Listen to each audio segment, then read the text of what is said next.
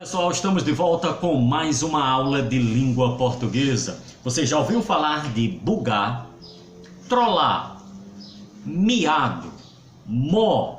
São termos que a nossa juventude costuma utilizar. Você certamente já utilizou um desses termos. E aí, isso está certo? Isso está errado?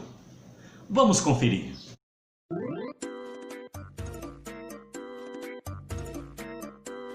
A nossa aula de hoje é sobre variedades linguísticas, que quer dizer que a nossa língua portuguesa, ela se diversifica, temos várias formas de uso da mesma língua, do nosso idioma.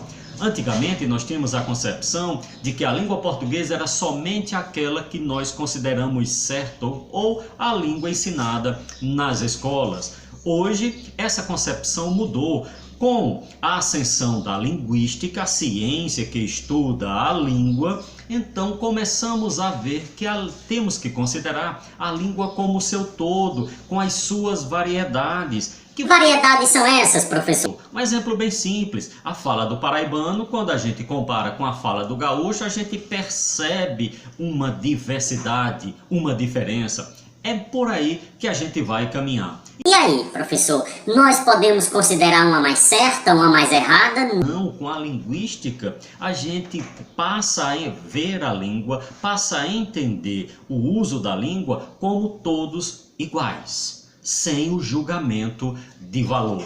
Igual, repito, sem o julgamento de valor, porque na medida do possível que a gente coloca esse julgamento de valor, a gente incorre no erro do preconceito linguístico. Mas preconceito linguístico? Existe isso? Existe. E assim como nós temos o preconceito de raça, quando julgamos uma raça melhor ou superior a uma outra, o preconceito com a religião do outro, na língua nós também temos esse preconceito. Como é que ocorre? Quando você acha que uma forma, uma variedade da língua é melhor ou pior, mais bonita ou mais feia do que a outra. Sempre que nós fazemos esse julgamento, repito, preconceito linguístico. E aí, como é que nós devemos agir? Considerar essa variedade como algo normal, como algo que enriquece o nosso idioma. Olha só o que eu disse, enriquece, é algo bonito, é algo que tem que ser considerado. E aí, professor, então vale dizer tudo de qualquer forma? Não, não é bem por aí. A comunicação, ela vem em primeiro lugar. Primeiro lugar é você se fazer entender pelo outro.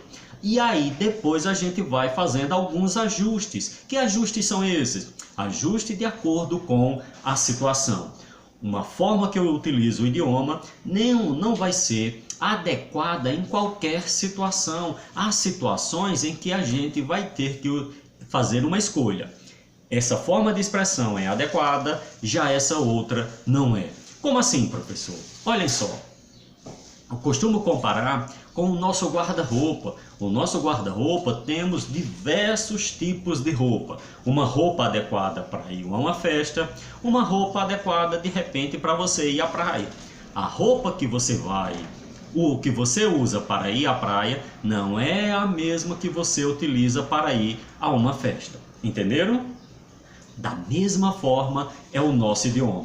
Antes nós estudávamos a língua portuguesa tendo a concepção de que só existia uma forma para se falar e se escrever. Hoje não. Nós compreendemos e temos que aprender as mais diversas formas para que o nosso guarda-roupa seja cada vez mais diversificado e a gente possa se comunicar com mais adequação nas diversas situações em que a vida nos impõe.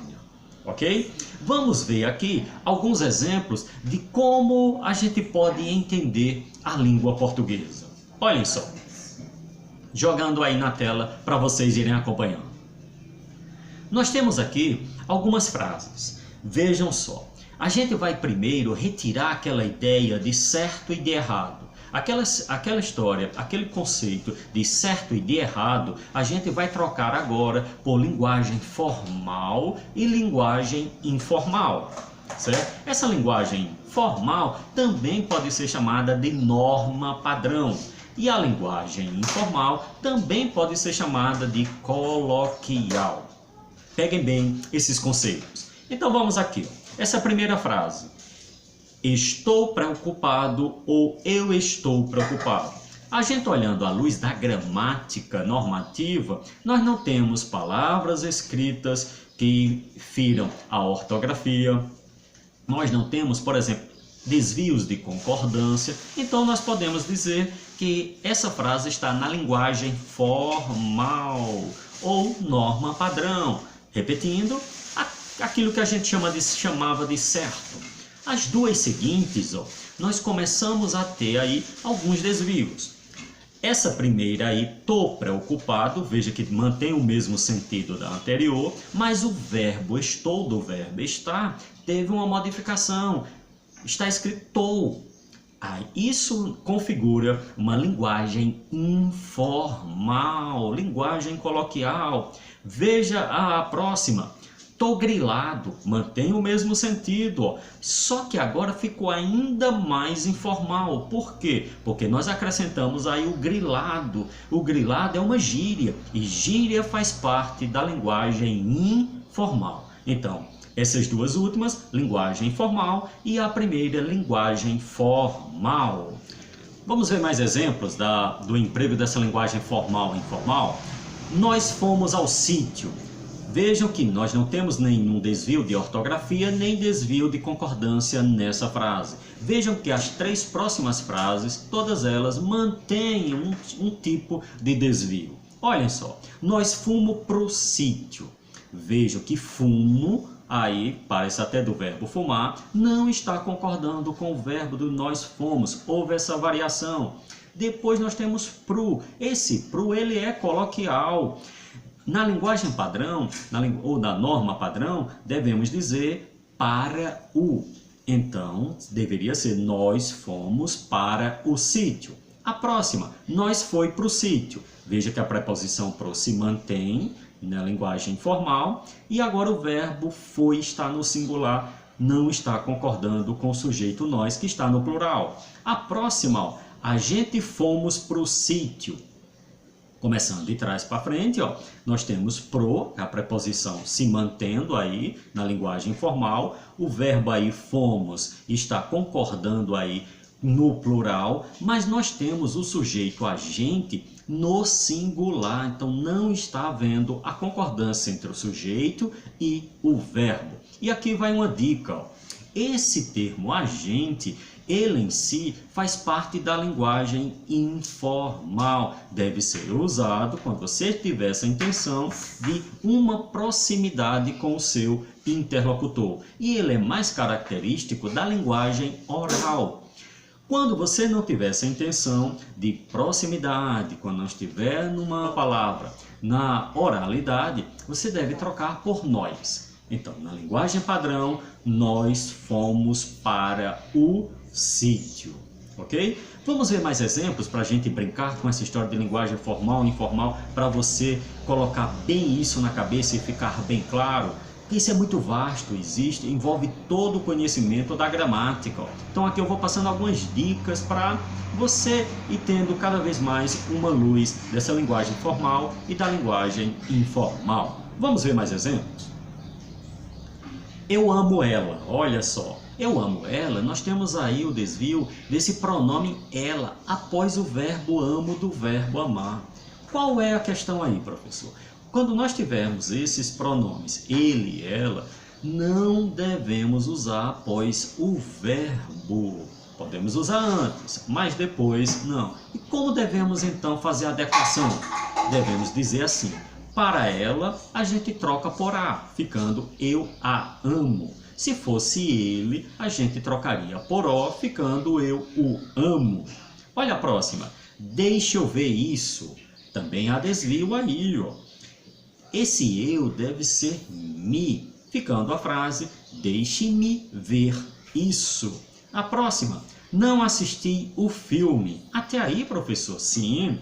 Esse verbo assistir no sentido de ver, né, devemos colocar a preposição após ele. Olha só, ficando, não assisti ao filme. Se fosse jogo, não assisti ao jogo. Próxima. Holofotina namora com Onireves. Também está na linguagem informal. Por quê? Porque esse verbo namorar não pede essa preposição com. Basta retirar a preposição com e você adequa a linguagem formal. Ficando, Holofotina namora Onireves. Próxima. Em minha sala tem muitos alunos. Vejam aqui. Esse verbo ter, ele é muito usado. E aqui vale a dica de você prestar bastante atenção a esse verbo ter. Olha só, esse verbo ter, no sentido de possuir, então ele está na linguagem padrão ou a norma padrão. Quando ele está no sentido de existir ou no sentido de haver, está na linguagem informal. Olhem só. E aqui, qual será? Está no sentido de possuir ou no sentido de existir, no sentido de haver? Vamos conferir. Em minha sala tem muitos alunos. A gente poderia dizer, em minha sala possui muitos alunos. A sala ela não possui. Portanto, está no sentido de existir, no sentido de haver muitos alunos na sala. Portanto, está na linguagem informal. Ok? Próxima. Quando cheguei lá, ele já tinha chego. Olhem aqui o desvio aqui do chego, que é o particípio do verbo chegar. Nesse caso aqui não é tinha chego, mas sim tinha chegado. E esse uso desse particípio está bastante comum na língua, principalmente ali dos cariocas e dos paulistanos. Deu para vocês aprenderem aí, começarem a perceber esse uso e também irem assimilando cada vez mais esses conceitos de linguagem formal e linguagem informal, e a gente vai cada vez mais substituindo esse conceito pelo certo e errado, retirando essa concepção de fulano fala certo e de fulano fala errado, porque esse conceito de fulano fala certo e de fulano fala errado passa uma carga pejorativa, negativa, parece que você está criticando a outra pessoa. Entender que a linguagem ela pode ser formal ou pode ser informal, você está suavizando o seu contato com os seus amigos, ok? Vamos ver mais exemplos daqui de questão de concurso. Como é que isso cai no concurso, numa prova externa, professor? Como isso pode ser cobrado? Vamos ver aqui. Aí na tela, você está vendo uma questão que caiu no SAEB. Prova do SAEB é para os alunos que fazem ali o 9º ano. Estão no 9º ano do ensino fundamental. A cada 2 anos o governo coloca uma provinha para verificar o nível da qualidade de ensino que os alunos estão tendo. Então vamos ver aí, ó. Temos um textinho, que é uma conversa entre 2 amigos, bastante próximo. Então, é uma cartinha, tá? Em que eles usam bastante a linguagem informal, já que eles são próximos. Eles têm essa liberdade de usar essa linguagem sem nenhum julgamento. Vamos ver como é que pede a questão. O trecho que exemplifica o uso da linguagem informal. Então, vai pedir aqui, letra A, B, C e D, qual dessas frases aqui nós temos o uso da linguagem informal. Continua a questão dizendo, enfatizando a intimidade entre os interlocutores, ok? Então, vamos lá, vamos analisar. Letra A, meu pai e minha mãe trabalham. Aqui não tem nenhum desvio de ortografia, nem de concordância, por exemplo. Letra B, não posso trazer nenhum colega aqui. Também da mesma forma. Na letra C, mas nem isso dá pé. Não deu para matar aí a ideia? O dar pé. Dar pé aqui é uma gíria. No texto, que eu não vou ler e explicar todo para o vídeo não ficar tão longo, depois você lê esse textinho aí, dá pausa. O amigo está lá na janela tal, do 6º andar e de repente ele está incomodado e poderia ser uma saída ele pular dessa janela do apartamento que fica no 6º andar. Então não é uma ideia muito boa. Para ele dizer isso, que não é uma ideia muito boa, utiliza a gíria dar pé. Gíria, como a gente já falou antes, gíria é linguagem informal. Portanto, a alternativa correta aqui é a letra C. Vamos analisar a D? Por favor, sim. Veja, também não há nenhum desvio da linguagem formal.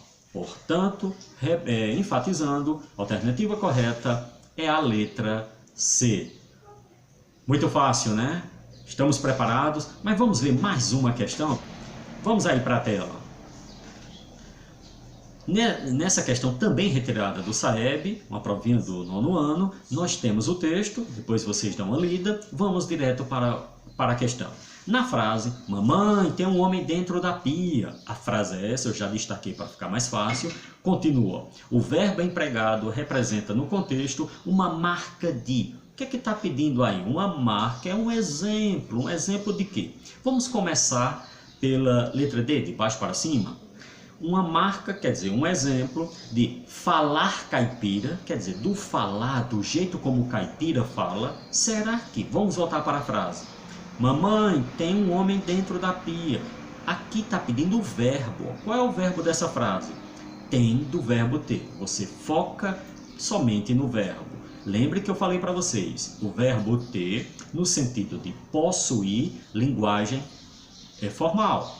No sentido de existir ou no sentido de haver, linguagem informal. Então vamos lá. Nessa frase, ao dizer mamãe tem um homem dentro da pia, marca a fala do caipira, lá do interior de São Paulo, porta, corda. Não, né? Não tem nada a ver. Vamos para a letra C. Marca aí o jeito de falar de algum local do Brasil, de alguma região, falar regional, por exemplo, do Nordeste, de São Paulo, do Sul. Utilizar esse verbo ter caracteriza o falar de alguma região? Não. Então a letra C também está fora. Vamos para a letra B. Registro oral informal. Registro é o uso. O uso oral. Oral é fala, oralidade. Informal. Será que é informal? Vamos conferir. Mamãe tem um homem dentro da pia. Tem. Será que ela queria dizer assim, na linguagem padrão? Mamãe, há um homem dentro da pia? Era isso, né? Portanto, o verbo ter está no sentido de haver ou de existir. Portanto, é a letra B. É um registro oral informal. Só conferindo a letra A, ó, diz quase a mesma coisa, dizendo registro oral, só que agora formal. Formal somente se o verbo ter estivesse no sentido de possuir. Se tivesse no sentido de possuir, a alternativa correta seria a letra A. Mas não é. Portanto, a letra é B de bola. Muito fácil. É fácil a gente entender. Então, fazendo um resumo, vamos lá. A linguagem formal, também chamada de norma padrão, então é chamada língua de prestígio social. O que quer dizer isso? Quer dizer que você dominar essa variedade do idioma vai tornar você uma pessoa mais bem vista nos momentos mais cerimoniosos. É a linguagem que vai te ajudar a passar num concurso público, é a linguagem que vai te ajudar numa entrevista de emprego, adquirir os seus anseios, né? Por quê? Porque na entrevista de emprego é um momento cerimonioso em que você precisa mostrar que você domina essa variedade. Então, na redação do Enem, é o momento adequado para você utilizar essa linguagem formal, numa entrevista de emprego, numa reunião com pessoas importantes, um momento cerimonioso, um momento mais sério. Quando você estiver falando com alguém, você sabe que esse outro alguém admira quem utiliza essa variedade do idioma. Então, é essa percepção que o falante tem que ter, ok? E como é que ela se caracteriza? Só reforçando, se caracteriza pela obediência das regras da gramática normativa. E do outro lado, aquilo que a gente chamava de errado, agora a gente vai dizer que é linguagem coloquial ou linguagem informal. O que deve ser usado quando você está querendo estreitar os laços de amizade, de intimidade com uma outra pessoa, ou então quando você já mantém esse laço de intimidade com alguém. Só reforçando, vamos fugir daquela concepção antiga. Quando você quiser falar com o seu pai, com a sua mãe, com seu amigo, que você já conhece há bastante tempo, que tem intimidade, não há necessidade da preocupação com as regras da gramática normativa. Você pode falar de uma forma mais espontânea possível. Antigamente, se tinha a concepção de que você, uma vez aprendendo a linguagem da gramática normativa, você teria que falar e se expressar de acordo com o que ela apregoa em todos os momentos da vida. Agora, não é mais dessa forma, é de acordo com a situação. Da mesma forma que a gente aprende o inglês, o espanhol, o francês, dominando vários idiomas, a gente chama de poliglota, agora nós devemos ser poliglotas dentro da própria língua portuguesa, dominando as mais variadas formas de expressão da língua portuguesa possível e sabendo o momento de utilizá-la. O momento que você vai adquirir mais vantagem, vamos dizer assim. E como é que ela se caracteriza? Pela não obediência às regras da gramática normativa. Nós vimos aí essa variação chamada variação de estilo, né? Mas a língua portuguesa mantém ainda mais outras variedades, mais 3 tipos que eu vou tentar ser mais breve possível, já que essas são bem mais simples de a gente entender. Então vamos para o primeiro tipo de variação, que no caso soma-se já o segundo tipo, já vimos a de estilo, né? E agora vamos ver a variação histórica. O que quer dizer essa variação histórica?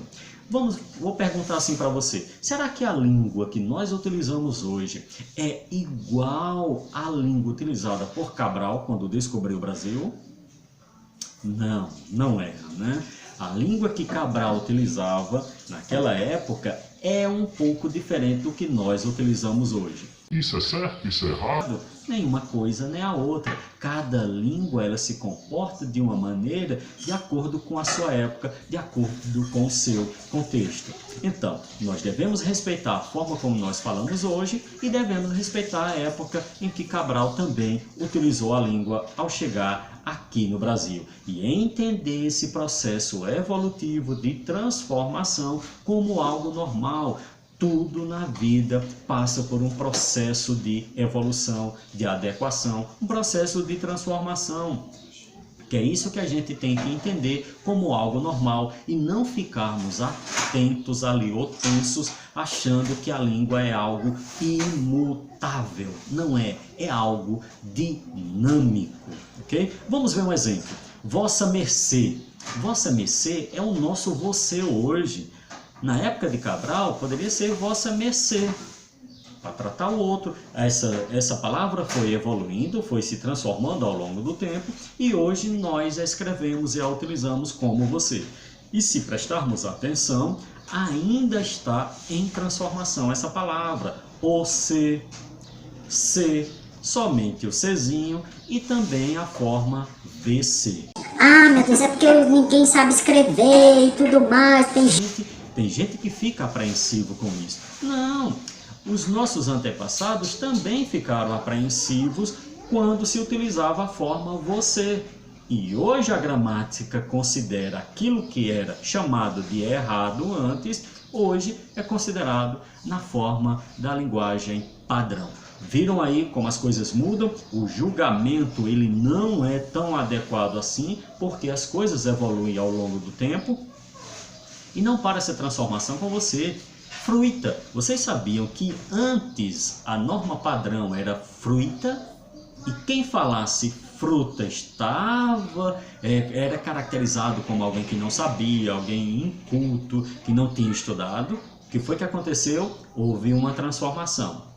Hoje nós temos a forma fruta como da norma padrão e fruita como coloquial. Okay? Farmácia era escrita com PH, teatro era escrito com TH e por aí vai. Tantas transformações que já ocorreram. A palavra ele, o nosso pronome, era escrito com 2 L's e com acento. Veja quanto isso varia e como a gente deve ter a mente aberta para entender esse processo evolutivo. Vamos para outro tipo agora de variação? Vamos para o sociocultural. O sociocultural, nós temos a variação de escolaridade. O que quer dizer isso? A pessoa que estudou, fez, por exemplo, um doutorado, não usa a língua portuguesa da mesma forma que uma pessoa que nunca estudou. Cada um, de acordo com a escolaridade, vai usar essa língua de uma forma diferente. Temos ainda a profissão, os médicos têm uma linguagem utilizada própria da sua profissão, que é diferente dos advogados. Os advogados também têm o seu chamado linguajar, então a língua vai recebendo essa variação. O sexo, o homem usa de uma forma diferente da mulher. Nós temos a idade. Um senhor de 80 anos não usa a língua portuguesa da mesma forma de uma criança de 10 anos hoje. E aí um tem que criticar o outro? Não, a criança tem que entender a linguagem do senhor de 80 anos e o senhor de 80 anos tem que entender também a linguagem da criança e todos se respeitarem. Basta lembrar o seguinte, vamos pegar aquelas palavras do início. Se uma criança de 10 anos chegar para um idoso e disser eu trolei, o idoso não vai entender. Porque trollar é uma gíria utilizada por essas crianças do mundo digital, que tem um contato com o mundo digital hoje. Trollar, que vem do inglês, né, que quer dizer você fazer uma pegadinha com alguém.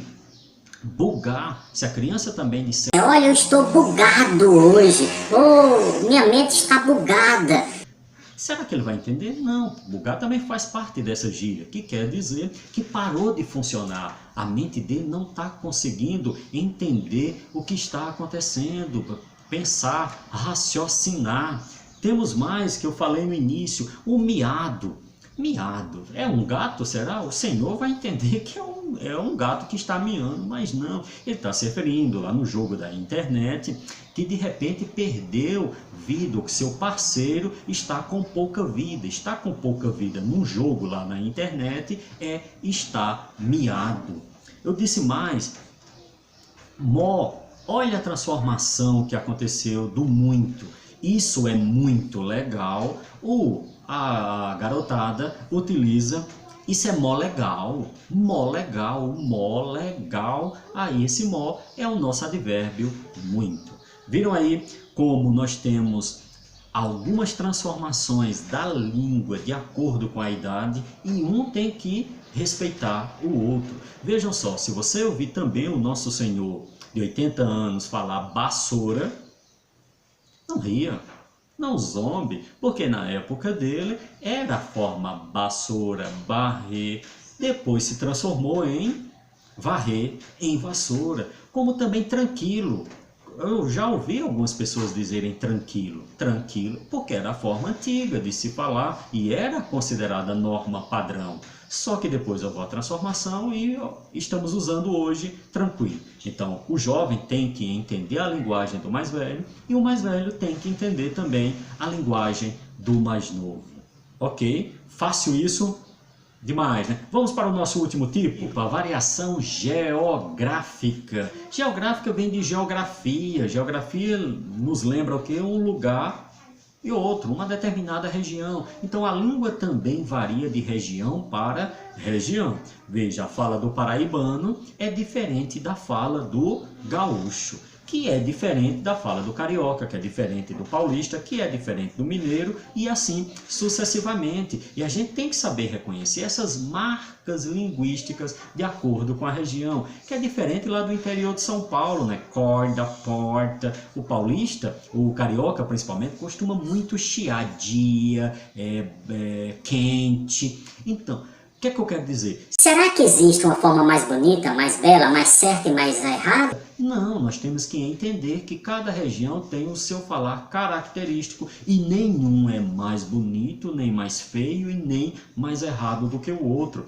Aí você me diz, bom professor, mas muita gente considera assim. Considera pelo seguinte ponto, não é a língua em si que é mais bonita ou mais feia. A questão aí que entra no nosso julgamento é o fator econômico. Quanto mais a região for rica e utilizar uma determinada expressão, mais nós temos a tendência de admirar a sua fala. Quanto mais a região for pobre, então nós temos a tendência de considerar a fala daquela região como feia e como errada. O fator é econômico, não é a linguagem em si. Nós temos ainda um mito, antigamente nós tínhamos esse mito de achar que só quem falava a língua portuguesa correta, que era o padrão, eram os portugueses, as pessoas de Portugal. E não é bem assim. Os portugueses têm o seu jeito de falar e nós brasileiros temos o nosso jeito. Nenhum é melhor do que o outro, ok? Fácil, aprendemos bem isso. Então, para a gente finalizar a aula, estou deixando aqui no final um textinho que achei interessante, peguei lá do WhatsApp, que as pessoas mandaram, estava circulando no WhatsApp, que é um comunicado aos nordestinos sobre essa questão dos cuidados que tem que se ter da pandemia. E a orientação médica foi traduzida para a linguagem do nordestino, uma brincadeira bastante interessante e também instrutiva para a gente. Vai ficar aí na tela, vocês deem uma olhada e espero que vocês tenham aprendido esse assunto e qualquer coisa, voltem o vídeo, dê uma retomada, faça algum comentário aí, faça pergunta que depois eu respondo e vou tirando a dúvida. E por fim, espero que vocês peguem esse assunto não somente para usar na sala de aula, porque esse assunto ele é para ser usado no seu dia a dia. Então por hoje é só. Hasta la vista, baby!